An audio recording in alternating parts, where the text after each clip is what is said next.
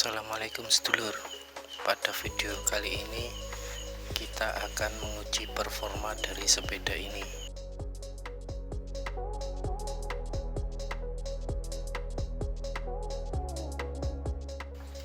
Sebelum kita jalan, saya akan menunjukkan baterai yang saya pakai beserta dengan kontrolernya.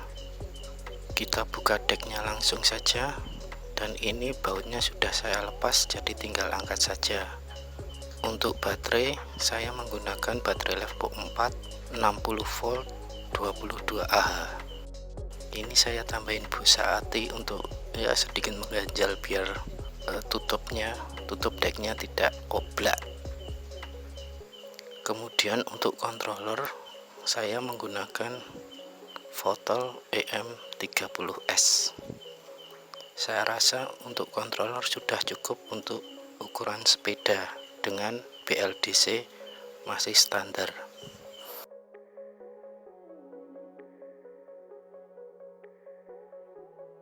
Kemudian yang saya upgrade adalah indikator baterai.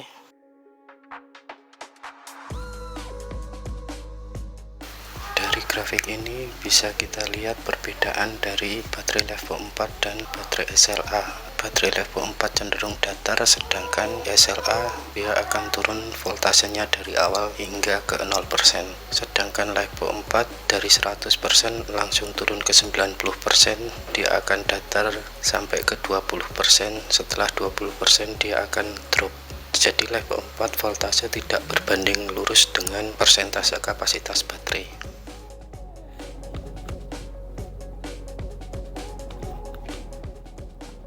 Dan pada video kali ini saya juga pasang cyclometer yang biasanya saya gunakan untuk bersepeda, untuk membandingkan antara kecepatan speedo dengan kecepatan real GPS. Untuk harian saya tidak menggunakan cyclonya ya.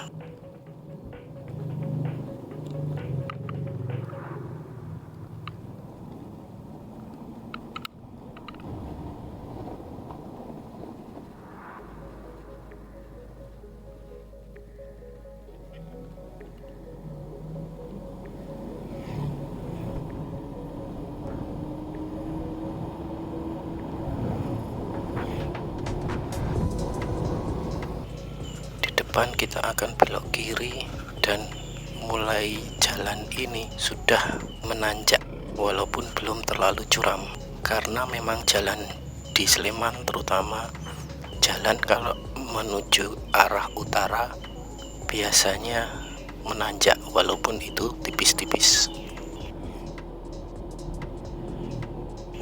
Untuk kecepatan, sepeda ini mampu menembus di angka 60 km per jam kecepatan real.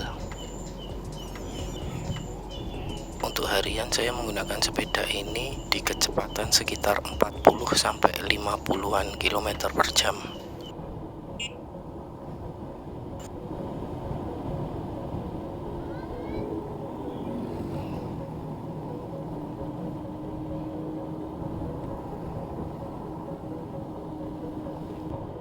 Dan ini ada jalan datar walaupun enggak begitu panjang, tapi akan saya coba gaspol bisa tembus di angka berapa kecepatannya.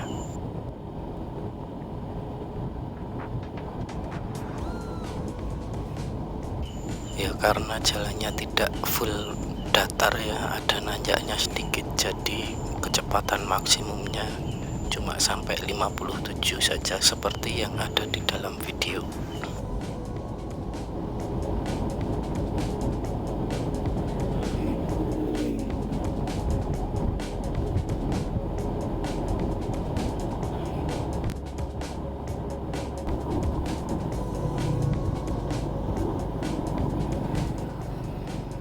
Kita akan belok kiri lagi. Ini jalannya juga menanjak lagi, dan di sini tanjakannya lebih berat dari tanjakan yang tadi. Oh iya, kenapa saya ganti indikatornya menjadi BZM 015? Karena saya pernah kehabisan baterai hingga 2 kali. Untungnya sudah dekat rumah, jadi dorongnya nggak terlalu jauh. Karena saya melihat persentase baterainya masih banyak, sekitar 40% sampai 30% gitu. ternyata tiba-tiba mati total, sama sekali nggak ada arus yang masuk ke sepeda ini.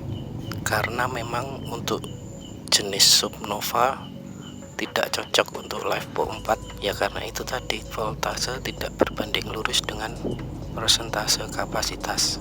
Tapi kalau untuk aki SLA pakai Supnova masih aman-aman saja.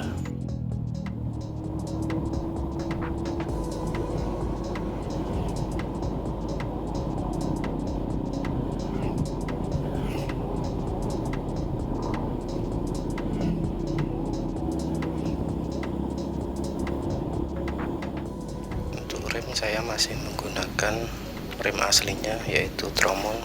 Untuk sementara ini belum kepikiran untuk mengubah ke rem cakram, karena memang saya bawanya nggak terlalu kenceng juga sih.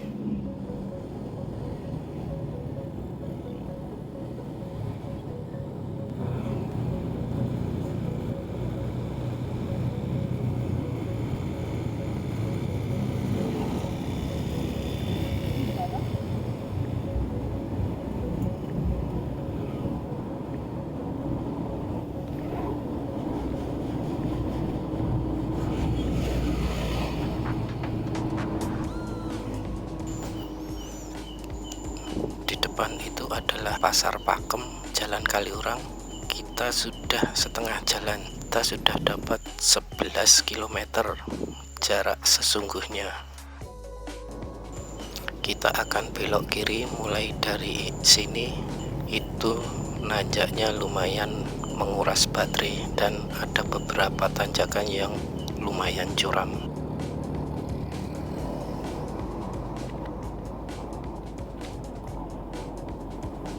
Kita bisa tahu curam atau tidaknya bisa dilihat sih dari bentuk bangunan kanan kirinya, itu biasanya temboknya lebih tinggi yang di bagian bawah.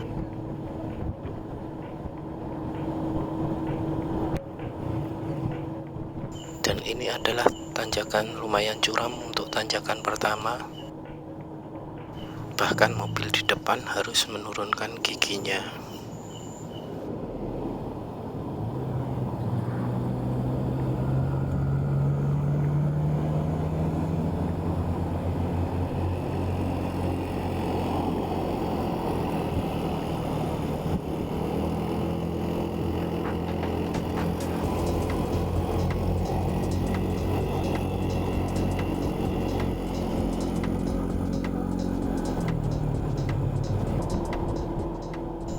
Adalah tanjakan curam yang berikutnya, dan tanjakannya lebih curam dari yang pertama tadi.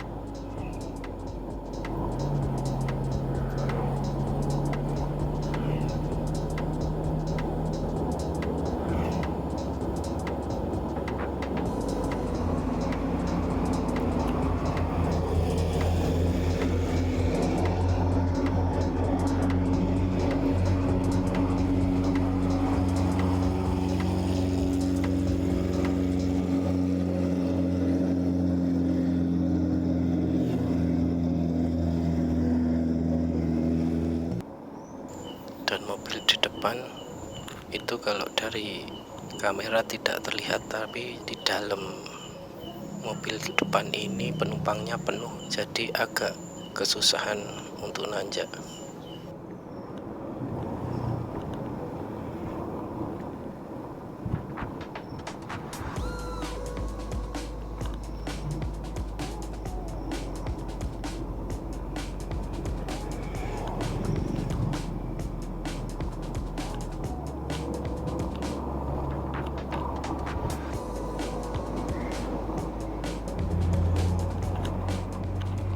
Dan mobil depan juga agak kesusahan nanjak, karena emang ini tanjakannya walaupun nggak terlalu curam, tapi ya lumayan lah kemiringannya.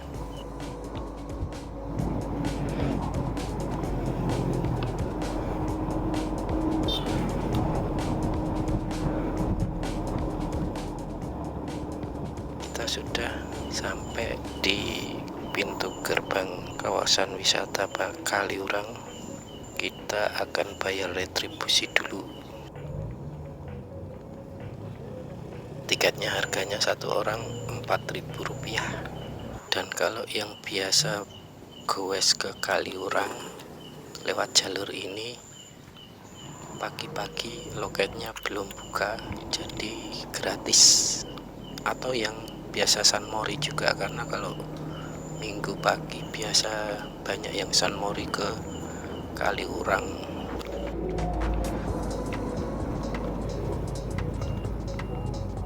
Di depan sudah kelihatan ikon Kaliurang, yaitu Tugu Udang, dan biasanya penggoes ambil foto di sini.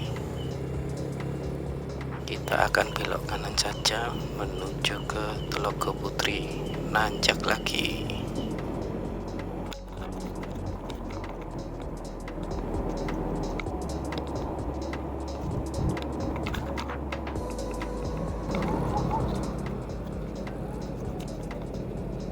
Ya, bisa kita lihat tanjakannya lumayan sampai elf di depan, kesusahan nanjaknya. Ini tanjakan terakhir sebelum nyampe ke Telaga Putri sebenarnya. Habis itu turun.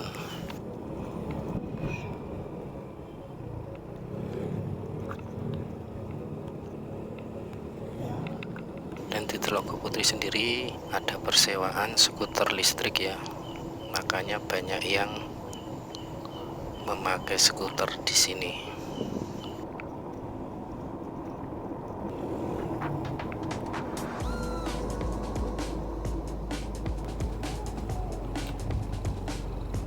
Nah, kita sampai di pusat keramaiannya Kaliurang. Ini video saya ambil hari Minggu, jadi lumayan banyak yang berkunjung ke sini. Untuk pagi hari biasanya di sini jadi pusatnya San Mori. Tapi kita tidak akan berhenti di sini, kita masih akan nanjak lagi ke Goa Jepang, kawasan tertinggi di Kaliurang. Jadi masih akan nanjak lagi. Kita akan finish di Goa Jepang dan akan melihat kapasitas baterai yang sudah dipakai naik sampai ke Kaliurang.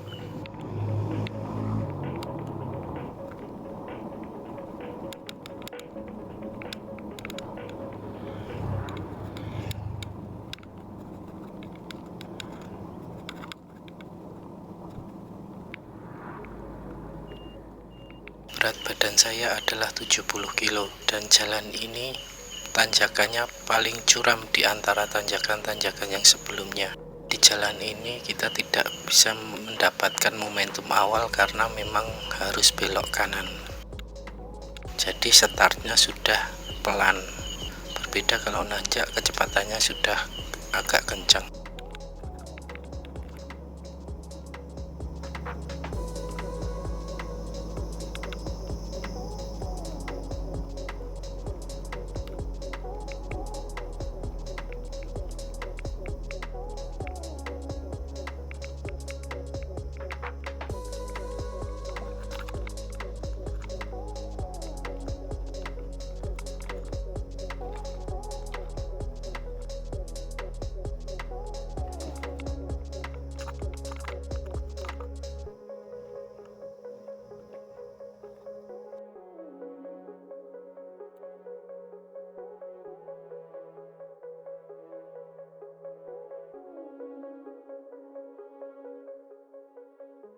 Jadi dari rumah tadi sampai Kaliurang saya menggunakan baterai sebesar 12,6 Ah dan jarak tempuhnya mencapai 21,9 atau dibulatkan 22 kilo. Jadi untuk pulang masih 20-an kilo lagi. Tapi karena jalannya turun, maka tidak akan menghabiskan baterai sebanyak ini. Jadi masih aman-aman saja, dan kalau turun kan regennya aktif atau mengisi ulang.